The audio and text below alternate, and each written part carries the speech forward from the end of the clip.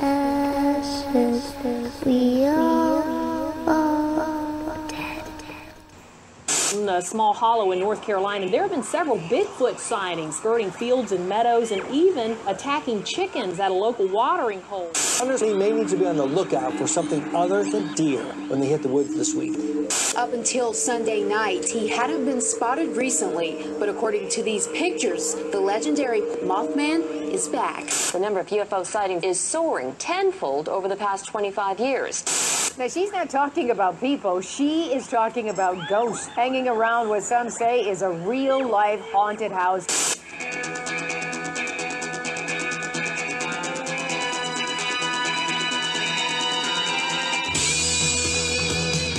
You're listening to Paratalk Radio with Ted Wolf and Psychic Cindy on Paratalkradio.com. Paratalk Radio is your one stop for all things paranormal, the unknown, and the supernatural. We cover topics such as ghosts, hauntings, Bigfoot, UFOs, and more. Paratalk Radio is a product of the Genesee Valley Paranormal Investigators. You can join us every Monday at 8 p.m. Eastern Standard Time and 7 p.m. Central. You can find us on Facebook, Twitter, YouTube, iTunes, TuneIn, and Google Play. We are a part of AHAM Radio Network and blogtalkradio.com. Live video streaming can be seen on Facebook at facebook.com/paratalkradio and periscope.tv. To contact us, email paratalkradiohost@gmail.com or search on the web for Paratalk Radio. Paratalk Radio is recorded live at J. Wolf Productions in Ontario, New York. Engineered by John Winter. We are Rochester, New York's only paranormal talk radio show. The topics, views, and opinions expressed on our show may not necessarily reflect the views and opinions of Paratalk Radio, our hosts, or our sponsors. Some of the language on our show may not be suitable for listeners under 16. And now, here are your hosts, Ted and Cindy. Hi, everybody! So, we're having some technical difficulties. Not like you guys don't know we've had this happen before. You are. I'm not. I literally can't find our live link to the show I've had. Thank you, Robert. I know he sent me a link, and I'm still trying to find it without using the link because I have other fans that are looking for it, and they're telling me they can't find it either. So I need to be able to look for it besides just seeing the link. Yeah. We're going to try and figure that out as we go here. We know we're running late, but I think we already have our first caller on the line. Chip, are you on the line? I hope I am. Yay! We have a live audience for you tonight, Chip. Yay! I like that. Just so you know, we have a little bit of a delay from our system to you, and then from you to us. Okay? I'm sure you're used to it, though. Yes. So I just want to tell you something because everybody that's listening already knows this. Is I've been fangirling about this night since we booked you. I love you. Aww. That's not creepy. Thank you so much. Thank you. I appreciate that. So I loved Paranormal State, and that's the first place I saw you. Can we just say stalker, folks? Stalker. So when Ted told me he booked you, I'm like, oh my God! I'm fangirling. Well, we'll get past that real quick. By the time this show is over with, you'll go, who is that guy?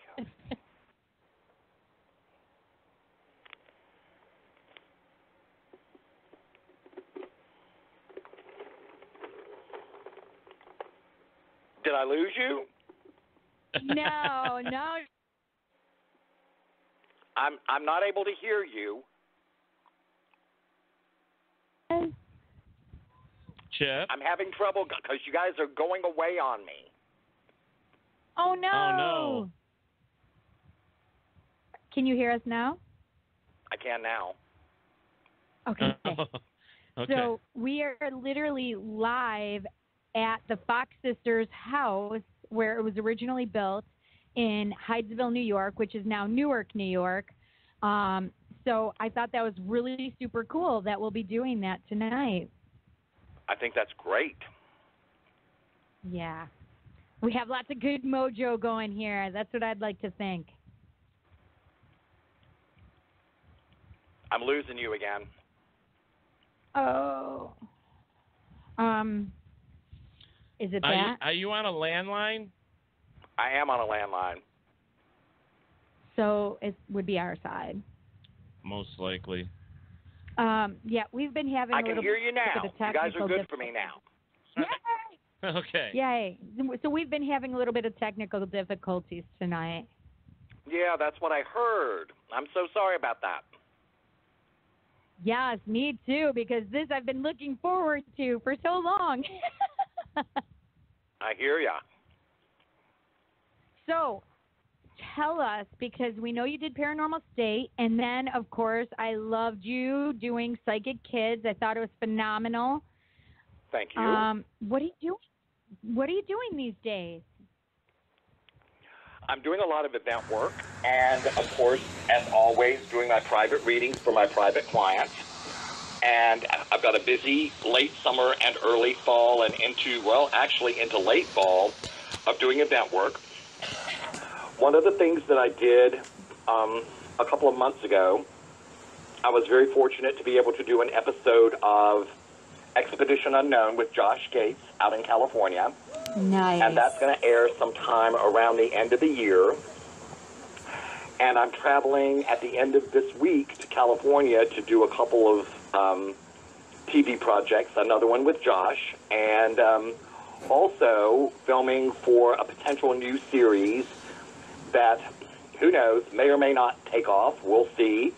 But, staying busy and as with anybody that's in this crazy industry, trying to keep my head above water and be accessible and available to my fan base. So I think that's pretty much the long and short of what's been going on in the world of Chip Coffey lately. I love it. Sounds like a lot, actually. Yeah. I mean, live events are tough. Yes, they are. They are very tough. We do Paratalk Radio on the road, and we go to different destinations. It's very tough, to figure out whether you're going to have internet or whether it's going to work for you or not. We're actually outside because it's beautiful out, and trying this. And I figured the internet would be fine and everything else, and now we're experiencing little difficulties here and there, but we hope everybody can hear the show all right. The link for Paratalk for Facebook is up now so that you guys can actually see that as well. Should be good to go. I'm not finding it. So Chip, when I was doing the research on you, I found out that you were actually born in Elmira, New York. I was absolutely born in Elmira, New York. My parents are both Southern, but my dad's sister during the Second World War married a guy that was from Elmira.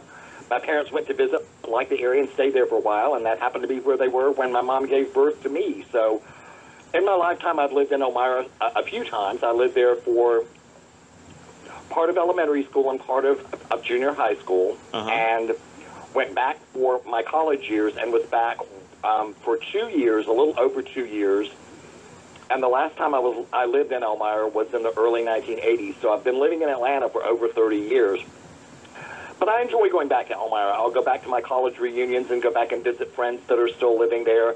And it's always a fun trip when I get to come back to New York. And I'm coming back for an event in upstate New York. Let me just look and see what the date of that is. Hold on for me just 1 minute as I flip open my calendar.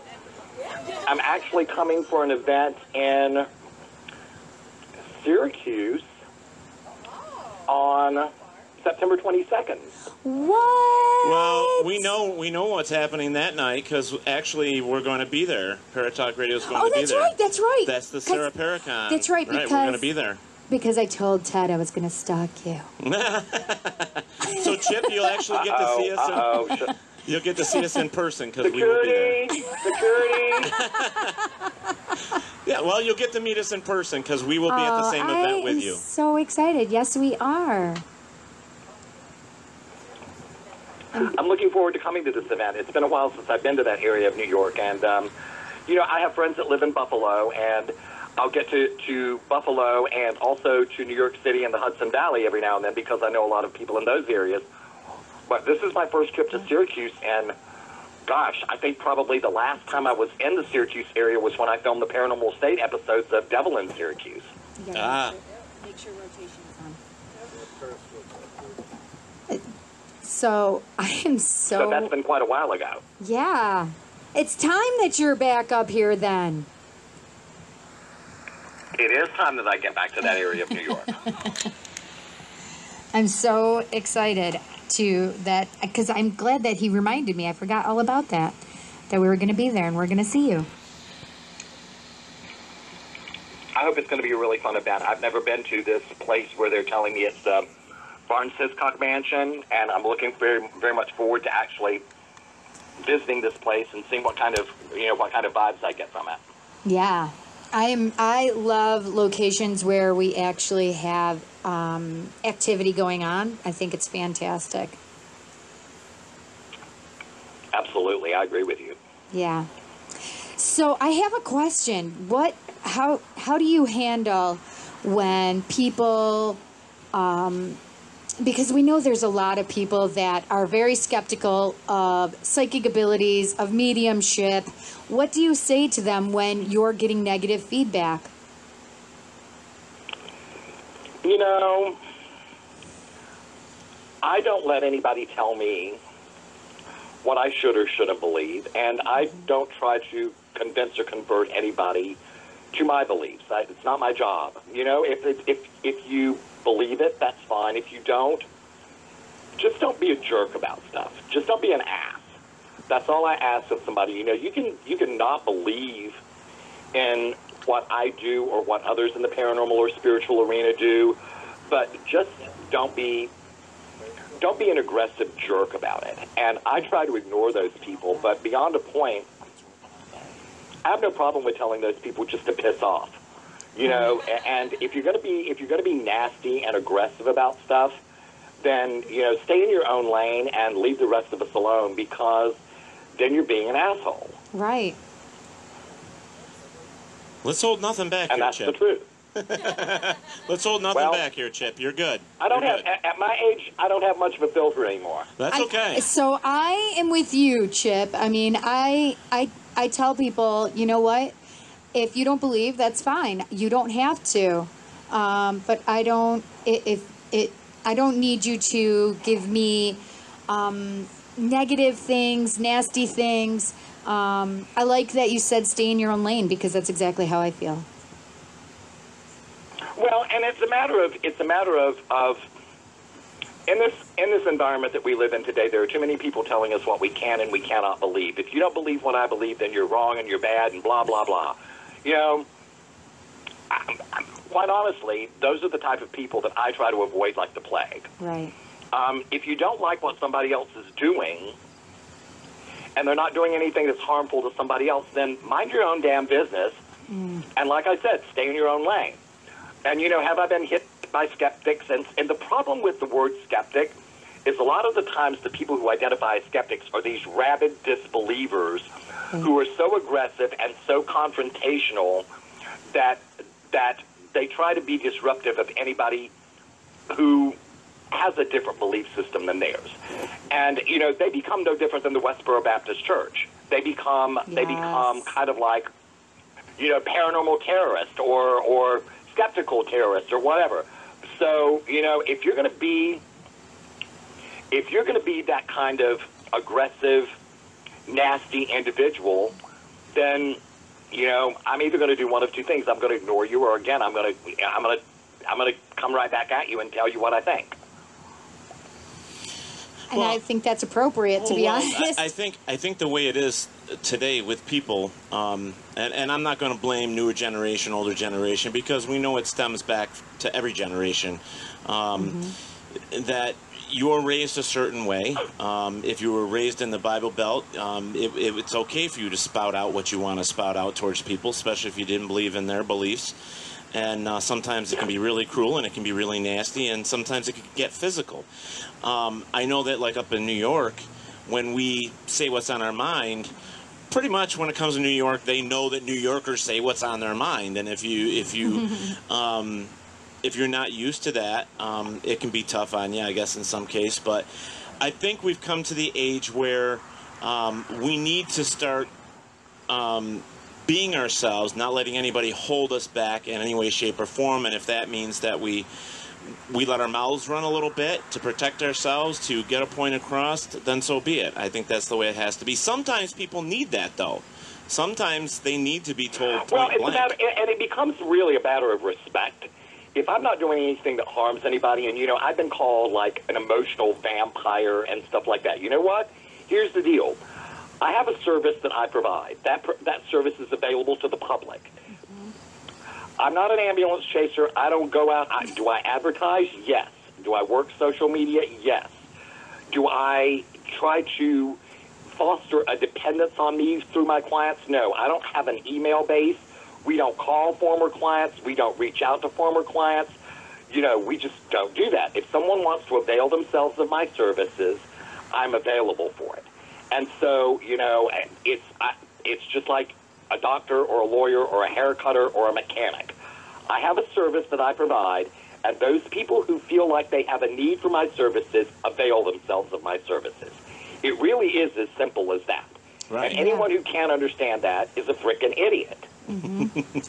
I've had people, because I do what you do, I've had people that say, I don't think it's right that you charge. And I said, well, do you have somebody that comes into your home and does carpenter work? And they said, yeah. I said, well, they get paid for their work, right? They do physical work, but it's also mentally draining to them as well. I said, but you pay them, right? And they said, yes. I said, well, what I do, I provide a service as well, and I think it's right because I'm expending energy, I'm expending mental use, and what you don't see is the next couple days, I may be down and not have that energy back the way it was when you first got that reading. So I always just tell them, look, I am giving you a service just like a carpenter, just like your mason, just like anybody else that provides work for you. And some people will come at you, oh, you shouldn't take money for a God-given talent. Excuse me. But a singer, an actor, somebody that's really good at cutting hair, you can count on just about any skill set as a God-given talent. I mean, some people study for things, of course. I mean, I've studied. Many of us have studied. But the deal is, again, stay in your own lane. I'm doing something that's like you said, I'm providing a service. And if you don't want to think of paying me for my talents or my skill set or my abilities, then think of the fact that you're paying me for my time and my energy. Yes, exactly. And if there's nothing more than that, it's like mind your own damned business, whether I get paid for something or not. I don't have a spouse. I don't have a parents or a trust fund or anything else. I rely on my business to pay my bills. And, I've developed a couple of really unique habits, not necessarily unique, but a couple of interesting habits that I don't want to give up. And you know what those habits are? Living indoors and eating. And by providing readings and doing events and the things that I do with respect to my brand and who Chip Coffey is, that's the way that I provide for myself. And anybody that's got a problem with that can totally 100% kiss my butt. Thank you. Our audience is agreeing. They're saying, yay. I don't know if you can hear them. But I agree with that completely. And I love your, I want to just say it. I love your fuck you attitude, to be honest. Well, and quite honest, that's the kind of, I would have to say that to some degree, when it comes to some people who try to insinuate themselves in my business, that does become my attitude. It's like, who do you really think you are? Because, you're butting your nose into my business, and whatever I do, as long as I'm doing it legally and I'm not harming anybody else, nobody else's business. So, quite honestly, stay in your own lane, MYOB, mind your own business, and STFU, shut the F up. You got hoots and hollers on that one too, my friend. Good. It's the truth, though. Good. I mean, In this profession, unfortunately, we have a lot of people, and they'll try and trick us even. I've had people try and trick me into giving them a reading, and it wasn't even them. Like, they made up stuff for me to try and trick them into that. Okay, here's the deal. I've had that too, but here's the deal. If you come with me with a made-up story or with intent, I may be picking up on the energy of the story that you created. Right. Because you created this thing, and any time you fabricate something, that is creating energy. Absolutely. And if you come at me with a false statement, chances are I can be picking up on the energy of your lie. And if someone's going to come at you with a lie and expect you to be able to give them accurate information, they've already clouded the channel. They've already thrown up a roadblock and screwed up the connection. Absolutely. So, don't expect me, if you're coming to me with your intention is to try to hoodwink me or to F with me, then chances are I'm one of two things. If I know you're doing it, I might play along and just F with you right back. Yes. I've done that before. I've known that people were trying to screw with me, and I would screw right back with them. Yep. So, I may either give you what I'm getting if I know that you're doing it, and if not, if for some reason I don't detect that, then the energy of you coming to me with falsehood is already messing things up. Absolutely. And so the funny part is I was picking up something completely different than what they were telling me. And they kept trying to say, quote unquote, in character. But the people that really had crossed over were coming through. So he couldn't be skeptical anymore.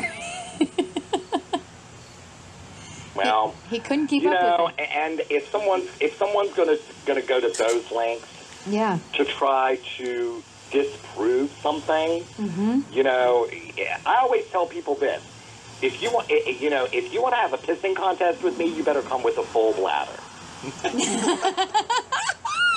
I love it. Oy, oy, oy. I'll hold mine and I'll come with it too. Are you cold? So Chip, what I did is I took one of our giveaway T-shirts and I kind of put it over me because I'm freezing right now. It's so hot, I'm sweating. Oh my goodness.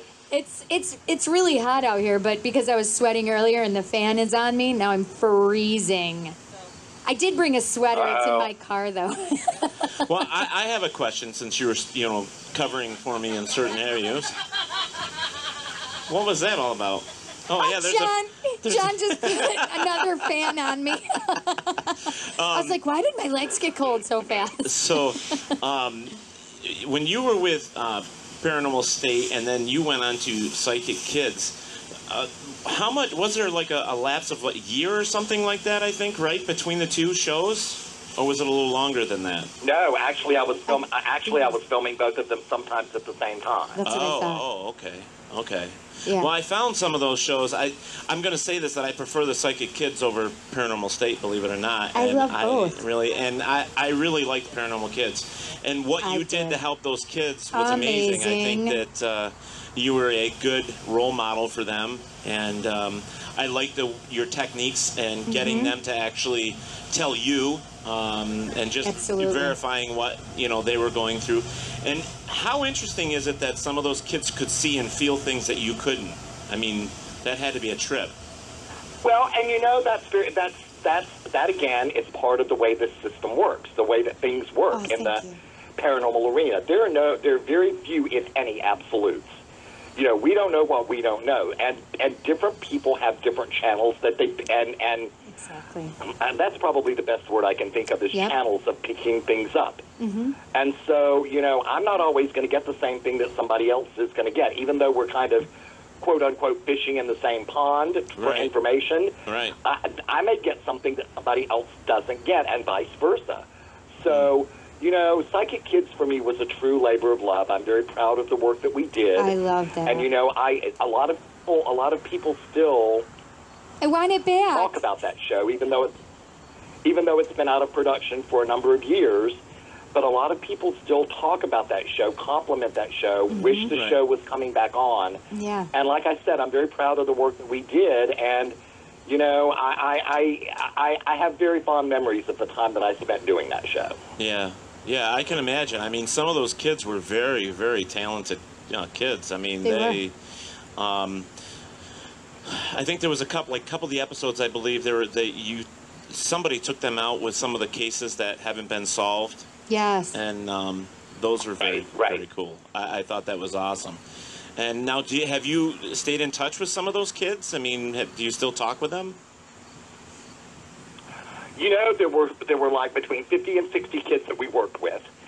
And I will have to say that I don't stay in touch with all of them, because even the little ones now, when you think back, we did those shows in 2008, 2009, and 2010. So you think that's 8 years ago. So the ones that were 8 and 9 years old at that time, you know, they're teenagers crowding 20 years old now. Right. And some of the teen kids are, you know, there are 2 or 3 of the kids that were on the show, the older kids, that are now, you know, parents themselves. I know of at least 3 or 4 of the kids that have children of their own now. So, you know, I have stayed in touch with some of the kids. I actually, not long ago, had a little mini reunion with a couple of the kids that were part of the show. And, you know, those 2 girls that were with me in Nashville for the reunion, they're both doing extremely well. Their lives are pretty much, you know, happy and settled, and they still get stuff every now and then. And, you know, I'm really proud to say that, for the most part, not every kid that I know about has thrived as a, well, maybe that's the wrong word. Some have thrived more than others, but, you know, the vast majority of the kids that I know about are doing quite well. That's awesome. I have to say... Yeah, that's very cool, though. So my daughter is also gifted, but she did not... Like, if you went up and talked to her, when she was 8 years old, she went around a room when we were doing seance and literally gave everybody in the seance a message. And after that, she would not tell anybody. Like, if I told people, and she was there, that her gifts were the same as mine, she would tell people, no, no, no. And I just loved having psychic kids to be able to watch with her, to show her, Jessica, it's okay to believe and understand that you have gifts. And she shut it off, quote unquote, for a long while. And she's been trying to get back into it, and really, and she's amazed how quickly she could. Well, most people... And she's in her 20s now. There's a lot of people that have the gift and they just chalk it off as, you know, a coincidence, or... I mean, no, she's only 10. Something else, and, you know, and we know there are people with a gift. And it seems like the more time progresses, the more people are seeing what they have, you know what I mean? Right. It's, yes, we're open to it more, but I think there's more people born with a gift now today than there was, say, 50 to 100 years ago. Well, I believe that everybody is psychic. It does not necessarily mean that you're going to have gifts like I do or like Chip does, but I believe that everybody is psychic on some level, whether it's just a gut intuition. I absolutely do. I believe that just like any other skill, there are various levels of ability. Right. You know, some people are have very distinct abilities, and some people have some, and some people seem to have little or none. And, you know, it's just like anything else. I can't play a piano, but there are concert pianists who are excellent at what they do. So with regard to it being a skill or an ability, it's the same thing. There are varying levels of that skill set and ability. So, you know, would you mind telling us... It's part of who we are. Right. Would you mind breaking down or telling us what your ability is? I mean, or what you're able to do? I really wish I knew the answer to that. Right. You know, I think the simple answer to that is I am precognitive. Okay. And that means that I have a good sense of things. I'm an empath, so I feel things. I just know things about, as far as the psychic part, I know things about people, places, and things. Right. I don't think my strongest skill set is animal communication. There are much better animal communicators. There are people that are better at forensic and investigative work than I am. You know, I can do it, but I don't think that's my strongest, or, you know, that's the strongest thing in my wheelhouse. You know, I don't see auras and colors most of the time. I see sometimes energy fields around people that kind of look like, you know when you're driving down a road and you see that little ripple of heat in the distance, that little shimmer in the distance. I see that kind of energy field around people sometimes. So, you know, there are things that like that I'm not really as skilled at as others. But it's knowing things about people, places, and things, and then I talk to dead people. Those are the two strongest things that I can tell you that I think are in my wheelhouse. I still think that is the best line in the world. I talk to dead people. I love that.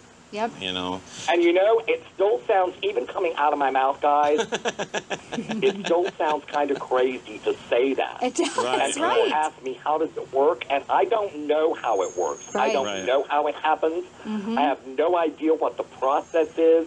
I just know that I know things, again, about dead people, and I'm able to deliver information that logically, pragmatically, there's no way that I should know. So you know, again, I've been asked so many times, how do you do that? And the answer that I have to give is, I don't have a clue how I do it. None whatsoever. So if people asked me, I would say the same exact thing because I just did it. I never had training. I've never been trained. I just did it. I had a medium that told me what my gifts were, and since she told me that in 1997, I just do it. It wasn't until I watched John Edward on Crossing Over, and he said something, and it made so much sense to me. He said, in order for me to do what I do, I have to raise my energy and spirit has to lower their energy because they work on a much higher vibration. Humans have such low vibration that we have to meet in the middle. And that made so much sense to me. And then I could actually explain it to people. That's the only way I could understand it in a way that I could process to make sense to me. That was the best solution. And I don't even know, I don't even know that I've thought about it to that degree. Yeah. And I appreciate the fact that you have. But to me, it's just a matter of I focus my energy, and it's like somehow metaphorically I flip a switch, and now I'm in work mode. Yes. You know, people ask me, can you turn it on and off? Of course I can, and I'm grateful for that. Because I don't want to be psychic medium Chip Coffey 24 hours a day. That would be so intrusive into my life here in the third dimension. That would suck. And the reality is, I live my life in the third dimension, doing the things that I enjoy and hang out with friends and traveling and going to events and watching TV and doing laundry and, cutting the grass and all those things that we have to do because we're living life. Right. But then when it's time to go to work, it's kind of like metaphorically, I clock in, or now I'm in work mode, or I flip the switch, or whatever, and now I'm working.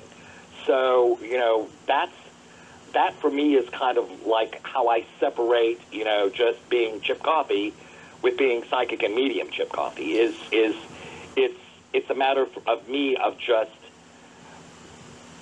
quieting myself down and focusing. That's the way that I do it. That's awesome. So and the way, before I heard about the John Edward, people would say, well, how do you do it? I say, exactly what you did, which is focus. I said, but thank goodness I have ADD, because my family was loud when I was younger. I had to, if I wanted to watch TV with all this chaos going around me, I literally had to focus on the TV. They were screaming my name to get my attention a lot of times.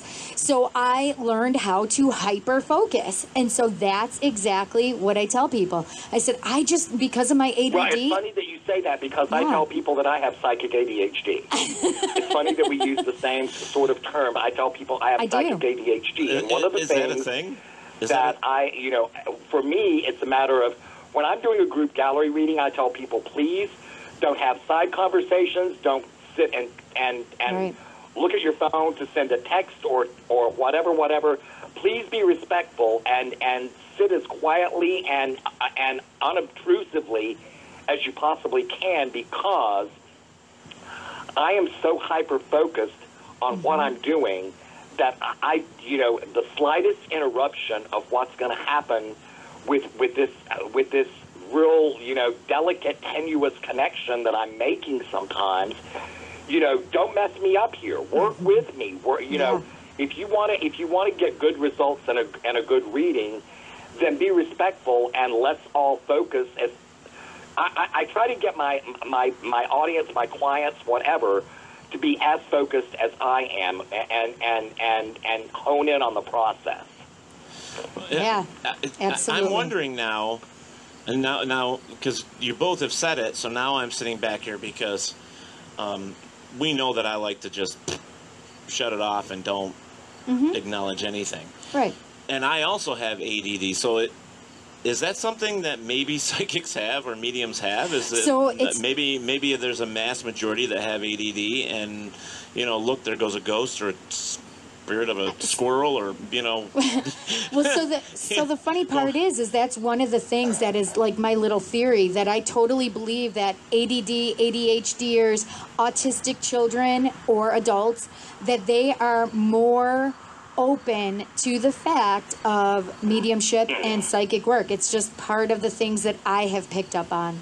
That's cool to know. And I think it's people that are very much in touch with themselves emotionally, and a lot of times people that have had, I find that a lot of people that are psychics and mediums have had some sort of difficulties and things that they've had to overcome in their lifetime. Life has not necessarily been easy all the way along the way. And I think that makes us very much empathic. It makes us in touch with ourselves and our feelings.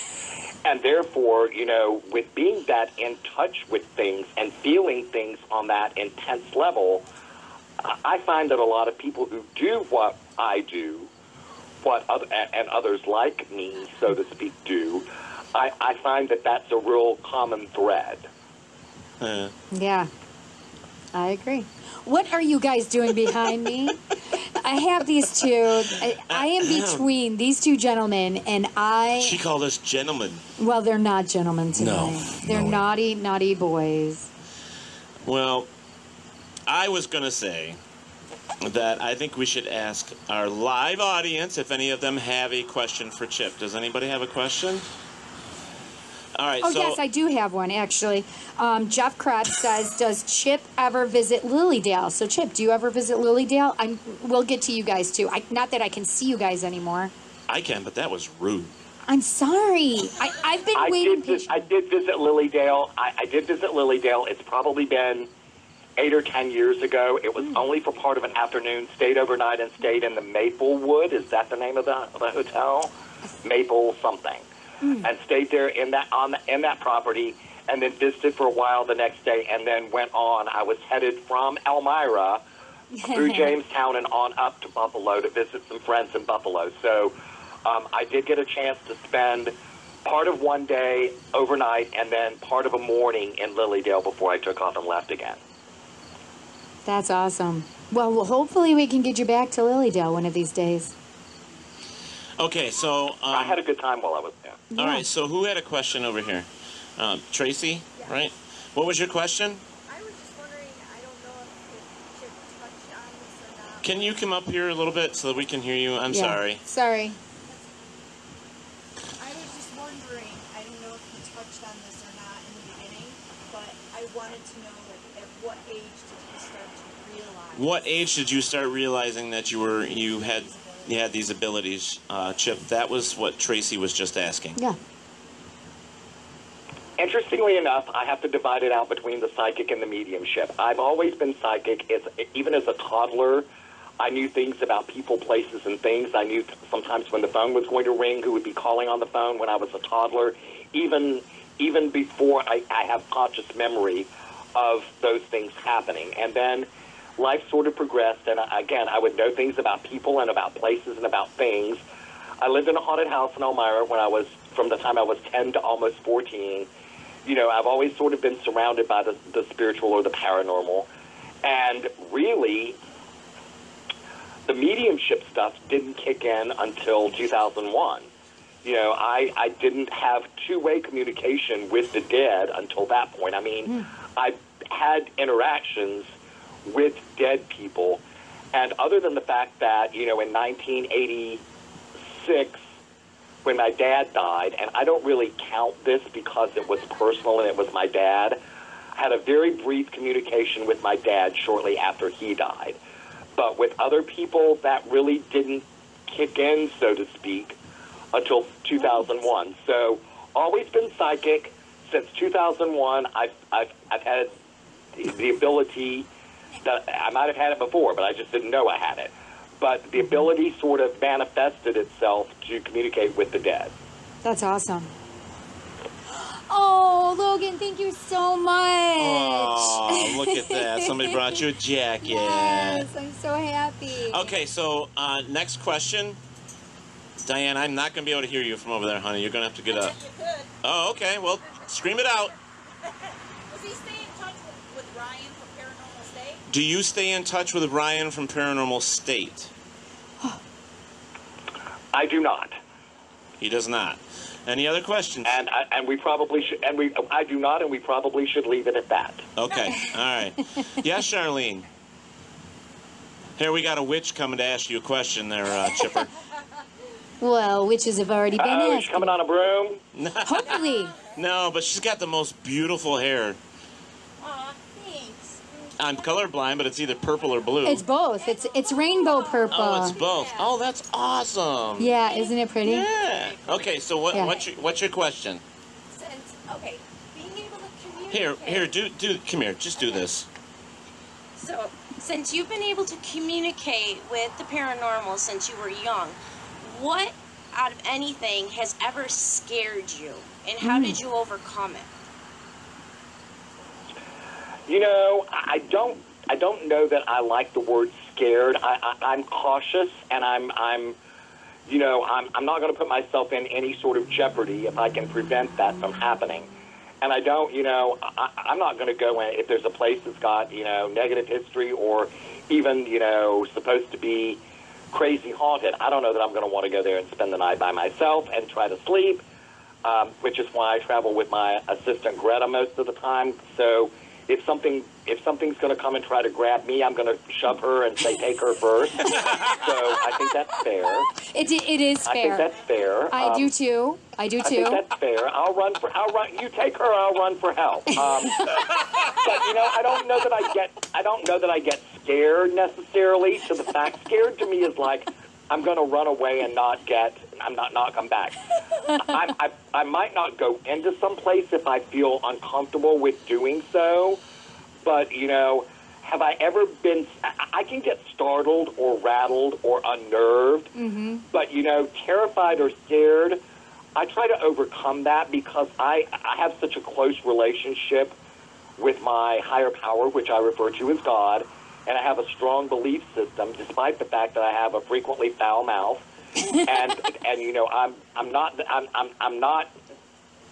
I'm certainly not without my faults, but the deal is, I have such a strong faith-based belief system, and I abide by that, so I don't live my life in fear. I don't. Right. I don't. Well, when you said that about taking your partner there first, all I could think of, and some of you know about the Virgin House that's sitting here and online, when we first investigated there, we were told there was a black bear on the property, and it frequently would come out. So here I am with all these very athletic cops and people walking through the property, and I'm the only fat, dumpy guy, right? So you're ridiculous. So we hear a noise, and they all take off running. I'm like, oh yeah, let the fat guy take it for you. I'll lay down, let him eat me, so you guys can get in the car and get away. There you go. I did my good deed. Oh my gosh! You're the donut. I'm the donut. Yeah. I'm like, come on. I said, by the time he's done with me, he's not going to want to eat them anyways, because I'm like a full 5-course dinner, Thanksgiving dinner. Well, we have about 4 minutes left. All right. Does anybody else here? What, you got another question? Yep. I have one from... They wanted to know, basically, if you are able to do readings from afar, or do you have to have them right in the same room with you? I do all my private readings by phone. Okay. So, yes, go on chipcoffey.com, That's the best place to find just about anything you want to know about me. ChipCoffey.com. It'll take you to my Twitter page. It'll take you to my Instagram. It'll take you to my Facebook page. Perfect. Click on the private readings page, and it'll give you all the information you need to know about setting up a private reading. Click on the events and appearances page. It will give you information about where you can see me live and in person. So, yeah, ChipCoffey.com is probably the best launching pad to find out stuff about me. Awesome. And that was my next question is, do you have, what is your social media that you want us to share? Yeah, definitely. Yeah. I wish we had longer that we could talk with you. I pretty much have branded myself Chip Coffey everywhere. It's Chip Coffey Psychic and Medium on Facebook, Chip Coffey on Twitter, and Chip Coffey on Instagram. I gotta ask. It's pretty much I branded my... I'm sorry, Chip, to cut you off, but I gotta ask, how many people joke with you about the last name Coffey? Think about it. It's been a lifelong thing. You know, people ask me, Chip Coffey, you know, is that a stage name? Well, Chip is a nickname. It's not my given name. Right. But, you know, Chip Coffey is actually my real name. And I don't drink Coffee, which is not the spelling of my name, but I don't drink coffee. I'm a Coca-Cola-aholic. And, you know, my name is pretty memorable. You know, I used to not like my name, but I think it's pretty memorable. Well, if you think about it, I mean, you think about it, it's a household name, Coffey. You think, you know, Chip Coffey. You know, it is. It's a household name. Well, and I've used that, you know, Coffee Talk is the name of my gallery readings that I do. Yeah. You know, and, you know, I think there's ways to use that name and have fun with it. Yeah, exactly. We had a local radio show host. He was a country on our country station here in Rochester, and his name was Coffey. His name was Coffey, and he actually believed in what we did. He was in. We have a local shop in Rochester called Psychic's Time, and Bill Coffey was in there all the time. Yeah. He was a regular. And that's your shameless plug for the night? He's passed away now, but I know he's on the other side, and he's helping us along. He was a great guy, and they call it, and since he's passed, they still call it Coffee in the Morning. That's awesome. Yeah. That is totally awesome. So well, you know what's really interesting is this. I used to think that my name was very uncommon, but I find out that it's not as uncommon as I once thought it was. Right. So, you know, there's a lot of people with Coffee with EE or EY. Right. Yeah. And some people spell it, you know, FFIE. So, you know, it's not really that uncommon a name, and it's very Irish. My ancestors were from County Cork in Ireland. Nice. So it's not that uncommon that I found. Wow. All right. Well... I'm looking forward to your new show. I can't wait for it to come up at the end of this year. Right. I'm pretty excited about it. Right, and just please let us know. I mean, sure, we'll share it when we see it on your Twitter page and stuff. We'll make sure that we share all your social media when we see it come. And Chip, it's been awesome having you here with us. So we much. Thank you so much for joining us. And I look forward. Well, thank you so much. I look forward to seeing you guys. It's a little over a month away. Yes. Before Paracon. So I look forward to seeing you guys in person in Syracuse. I'm so excited. So everybody want to say thank you to Chip? Everybody want to say yay? Yay. There you go. Yay. Thank you guys. It's been fun. I appreciate it. All right, Thanks, Chip. Thank you for taking the time out to join us, and believe me, everybody it. loves you here. My pleasure. You guys have fun and have a good night. You too, Chip. Thank you. All right, we're going to take a Bye-bye, guys. Bye-bye, Chip. All right, we're going to take a real quick commercial, and then we're going to be right back with Guess Who? Grant Wilson! Grant Wilson! Woo! All right, everybody, hold tight. We'll be right back. Digital Ink Art is a local company that specializes in screen printing, heat transfers, logos, vehicle graphics, and stickers. They are located in Albion, New York, between Rochester and Buffalo, and they make it real easy for anyone to get their brand printed. The website, digitalinkarts.com, is undergoing a new look, but you can still contact them on Facebook or by calling 585-200-2400. So don't forget, digitalinkarts.com. Since 1948, Fate magazine has captivated you with their true reports of the strange and unknown. But things just got better. Join host Todd Bates Sunday nights 6, 5 Central for Fate Radio. We bring you the best interviews, stories, and most of all, bring these true reports of the strange and unknown to life. Fate Radio with Todd Bates, Sunday nights 6, 5 Central at FateMagRadio.com. Go. All right, everybody. Hi. What an awesome show tonight. What do you guys think? Yeah? Everybody having a good time? Woo. That is awesome. So, I believe Mr. Grant Wilson's on the phone. Are you there, Grant? Wow. Yes, hello. I wish I was actually there. It sounds like a great crowd. Hi, everybody. We wish you were actually here, too. No. Yes, we do. Yes, we do. We would have to have security. I'm pretty sure of I'd that. be security. I'll be your security, Grant. It's fine.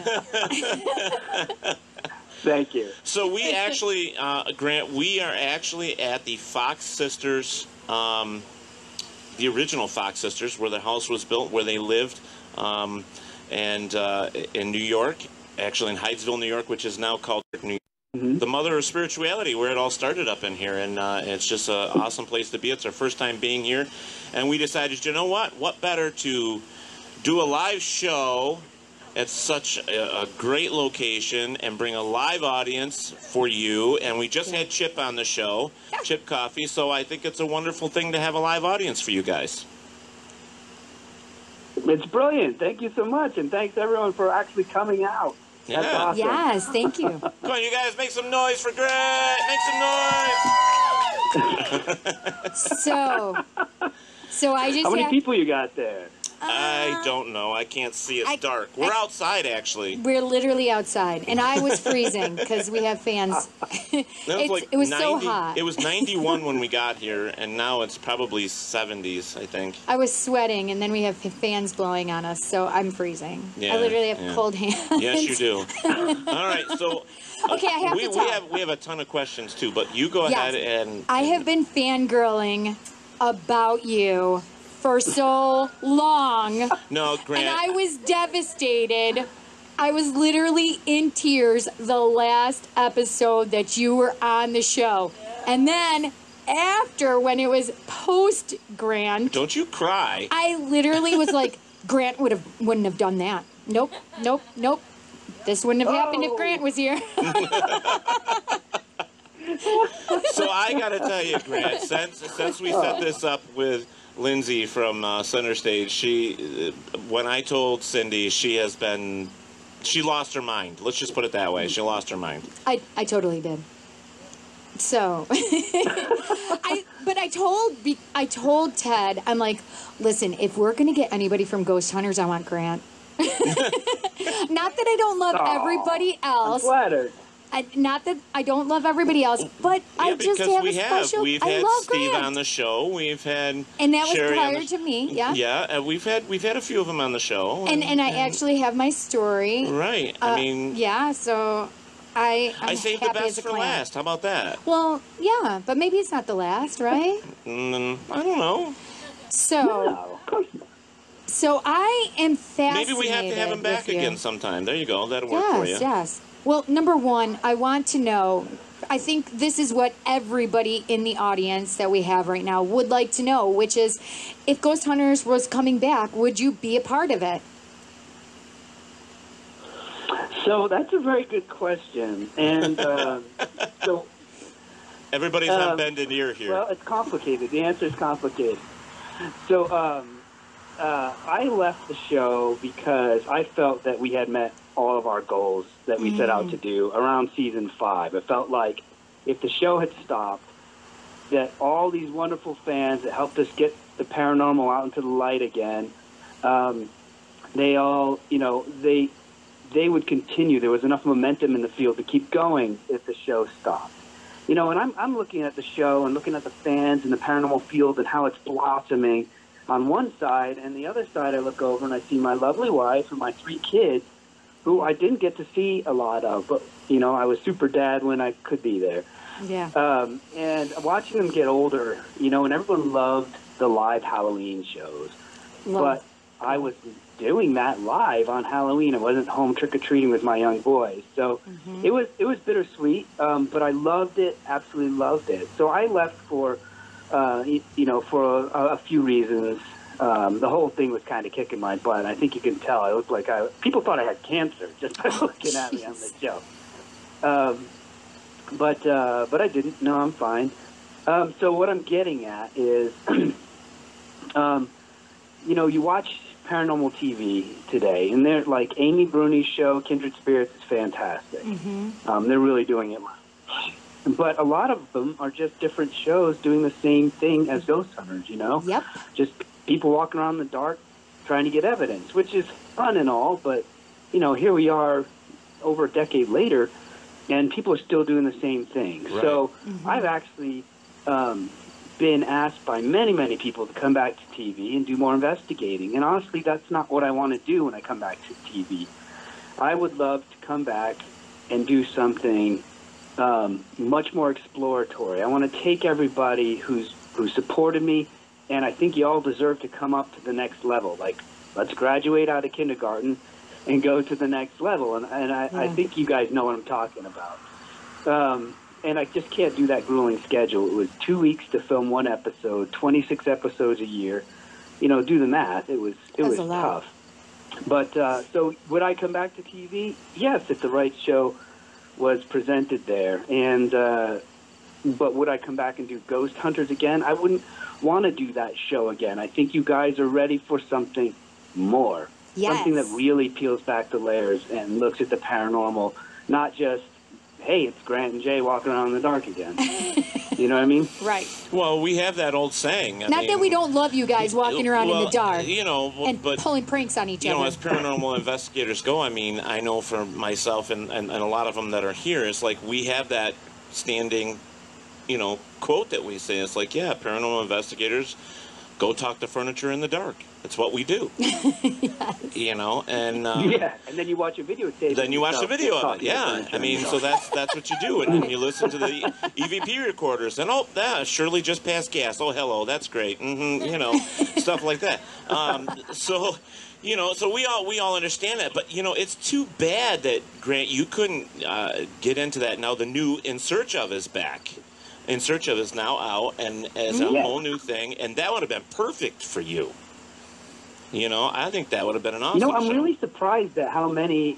Yeah, I'm totally surprised at how many shows come out that didn't give me a call. Like, I'm like here ready, and I think that would have been right up your alley. Help out, or yeah, I think that would have been great. Yeah. Yeah, it would have been right up his alley. Well, But I took about 12. I had about 12 different show ideas, from barely different from Ghost Hunters to radically different, and really pushing the envelope. And I tried to pitch these, and everyone told me that my shows were too smart for TV, which was flattering, I guess. But it made me angry because they were assuming that my fans weren't intelligent enough to understand this stuff. And I know you guys. I'm out there with you guys at events all the time and talking on social media. I know what you guys like, and what you want, and even what you don't know you want. And they just wouldn't listen to it. So, I'm here quietly waiting. So I started my YouTube channel to get some of that info. I was just going to bring that up. Yeah. What the fetch? For what the fetch? Yes. What the fetch? What the fetch? Yeah. Well, I was going to say that I actually pitched a show to one of the. I'm not going to say the name, but I did pitch a show. Basically, my idea was to have a priest, a monster hunter, paranormal investigator, a psychiatrist, and a psychic, and have them all work as a team and go out to all different types of locations, not just haunted locations, as teams, and go out there across the world and try and, debunk this stuff. And I never got a response back, but I really thought it was a good idea. Everybody had their own expertise and sense, unfortunately. And nobody liked it. They didn't like it at all. Unfortunately, the people who are buying the shows and putting them out there have no clue what we really want. They just know what worked and what was successful, and Ghost Hunters was #1 on Wednesday nights for cable. Yeah. And when they knew it worked, and so they just went with what was safe, you know? I agree. Well, I'm glad that they took a chance on Amy and Adam. Yeah. And their show is just wonderful. That's how you really it's a fantastic show. But, you know, here's my thing about the paranormal and about all this with shows. You're kind of stuck with two different kind of shows now. You're getting one that's all demon, demon, demon, and then you're getting one that... and I'm possessed, I'm possessed, I'm possessed. Exactly. Or you're getting the ones with, like, you know, Adam and Amy, which is a, you know, fantastic show to watch. But yeah, I like it. I really think that if some of these shows, like the idea that I had, was to go out there, it would give... Within the paranormal, we're scratching the surface with this stuff, and I say it all the time. I say it in my books, I say it on the radio, that there's just not, I mean, we're still a young field. We're not getting where we need to get at this point. But if we were to take different people from different expertise, or like that, with a monster hunter with a ghost hunter and a priest and a psychic, I mean, they all have abilities that are different. They all have knowledge that are different. And maybe with them working together, they might be able to crack a code, you know? They may be able to bring something to light. Because as of right now, and I could be the only one saying this, but I doubt it, I mean, I think the paranormal is stale. I think we're just chasing our own tails. We're not getting anywhere with it because the tools and the gadgets that are out there, you can't prove that they're doing anything because we don't know what energy a ghost really is or if it's really here. I mean, I'm still the skeptic on this stuff, but I'm a paranormal investigator, and in my mind, that's the way you should be. If you're an investigator, you should be very skeptical of everything that's being shown you or seen or you hear and so on and so forth. Go ahead, Greg. Well, Ted, you're right on. I mean, anyone who's been doing this long enough absolutely feels the same way. And the only thing that we're getting kind of out, that we're seeing advancing the paranormal field on TV is people dropping new technology in. And then you ask the people who make the technology, and they don't even understand why it works or how it works. You know, you put a box in front of me and tell me that I can manipulate the environmental, the climactic environmental data around me or whatever. I can manipulate the temperature, the humidity to make it say certain words. I can't do that when I'm alive. How the heck am I going to do that when I'm dead? Exactly. Maybe leave it in front of me for a year or two and I'll figure it out. Right. So there's a lot of that going on. And what the thing is, like, we don't need to just keep looking harder for ghosts. Like, I think everyone watching paranormal TV understands and accepts, the different types of hauntings. Yes, there's weird stuff out there. Yes, there is negative or demonic stuff out there, but it's not like it's portrayed on TV. Right. And then, what we need to do is start really pulling back the layers. Like, okay, let's examine quantum mechanics. Let's examine temporal displacement. Let's examine, global consciousness. And we beat to death that they're dead people. Like, that's kind of a weird saying, but we beat it to death that they're dead people. And it's time to, like, we can kind of put that book on the shelf for a little bit. We can put it on the shelf for a little bit and not look at it for a while, and let's put our focus in a different direction. Right. So, and I have I think that's more where I want to go. Right. Yes. Right. Yes. And I've seen some of your videos. I think they're I'm like, oh my gosh, yes. Yeah, well, that's where I was going to go with, like, some of the stuff. Like, I brought back old school paranormal in our area only because of the fact is that everybody was using all these gadgets and all that stuff, and they weren't thinking about, okay, the basics. The basics are there for a reason. Maybe you can get a little more interaction and so on and so forth with your basics. I mean, back in the 70s and 80s when they were using stuff, they were using the stuff they found in their own house. There were no tools developed at that time. Are they any further? That doesn't mean that we can't. Oh, sorry. No, go ahead. Go ahead. Sorry to talk over you. Go ahead. Well, and that doesn't mean that we can't further expand the equipment and get better equipment and better technology, but we have to understand how it works, and we have to put it in the public's hand at the right time with knowledge and understanding. Right. And people always forget that this is first and foremost, interdimensional customer service. We're there to help people, living and dead. That's what we're there for. And if an instrument helps us do that legitimately, great. If not, get rid of it, because the best work I've ever done has not had any equipment at all. It's me sitting in front of a person alive or dead and having a conversation with no blinking lights between me and that person. Right. And that makes perfect sense. In fact, I was going to say, then John, our invisible John, walked away, but we actually, back with GBPI, our group, we did a lot of experimentation with the devices that were out there, because we know old school, we know what we're doing there, but we wanted to use some of these other devices to actually find out their specs, not just by, what it said on paper, but what do they actually do and how they do it. And John, who is a audio professional tech, he actually provides sounds for concerts across the United States and Europe. That's what he does. So he understands the logic of audio. And he basically, said to my K2 meter, he took my K2 meter and said, "Oh, see where it's going? In the garbage." He did. He's like, "This is crap. It's crap. It's crap."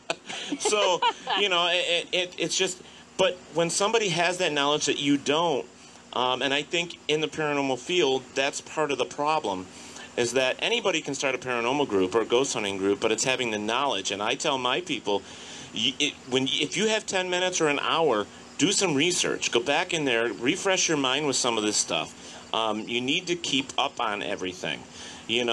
Knowledge is power, all right? And basically that's going to help you along the way. I mean, you fall off a bike, you get back on it, and you roll with it, And that's what you have to do with the paranormal, is you have to get back on your bike, refresh your memory with some of these techniques, some of these items, some of the things that you hear, see, or smell, kind of remember where you came from, but keep that rhythm going, because it's kind of like if you don't use it, it rusts off, and it goes away in some sense. But that and in the field, and honestly, go ahead. I'm sorry, there's a delay. So and I forget too. So go ahead. And honestly, it's get to know people. You have to know how to handle people if you're ever going to be able to really get anywhere in the paranormal. Like, if you don't know how your own body responds to the paranormal, if you don't know how to change your demeanor and your mental size and your posturing, like, if you don't know how to just be diplomatic and create a relationship of trust, you're never going to get anywhere. Right. It's very difficult to communicate with these entities. They can't necessarily hear us all the time, and they're confused. And before you ever hold a piece of equipment, you have to be able to have those skills of just interacting with people and being a good counselor and a good listener and a detective and understanding human psychology before you ever even put an piece of equipment in there. Like, that should come way later in the whole process. Well, my whole thing is I want to be able to, when I investigate, I want to be able to trust everything that I use. I have to have the knowledge. I have to know, the confidence in that stuff. And, it may sound funny. It's like, the confidence in a balloon. But you know what? The balloon is going to tell you exactly what's going on. It's going to tell you whether there's a breeze. It's going to tell you, if something's moving it or not. I mean, and it's simple. It's not something that you have to have a college education for. But you have to know the tools that you're using, and you have to have some type of mental.